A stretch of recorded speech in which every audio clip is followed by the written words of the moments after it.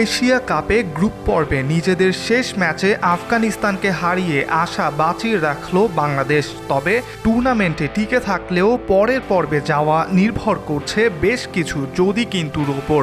Super ফোরে যেতে বাংলাদেশকে এখন তাকিয়ে থাকতে হবে শ্রীলঙ্কা আফগানিস্তান ম্যাচের দিকে।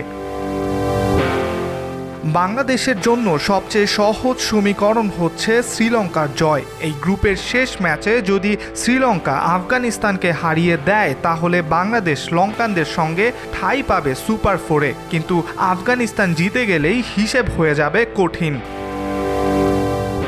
শ্রীলঙ্কা হারলে 3 দলেরই পয়েন্ট হবে সমান 4 করে। সেক্ষেত্রে নেট রান রেটে এগিয়ে থাকা 2 দল যাবে সুপার ফোরে। নেট রান রেট ভালো অবস্থানে থাকায় শেষ ম্যাচে জিতলেই সুপার ফোর নিশ্চিত হয়ে যাবে আফগানিস্তানের। তখন বাংলাদেশকে প্রার্থনা করতে হবে রশিদদের বড় জয়ের।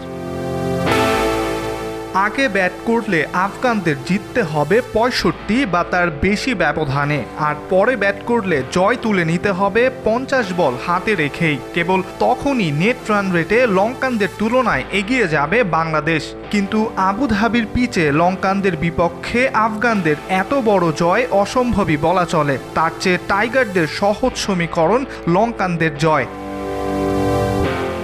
যদি কিন্তুর হিসাব নিকাশ মাথায় নিয়ে বুধবার আবুধাবি থেকে দুবাই চলে যাবে বাংলাদেশ দল, তবে নিশ্চিতভাবেই তাদের মন পড়ে থাকবে আবুধাবির জায়েদ ক্রিকেট স্টেডিয়ামে, যেখানে 18 সেপ্টেম্বর মীমাংসা হবে বাংলাদেশের সুপার ফোর ভাগ্যের।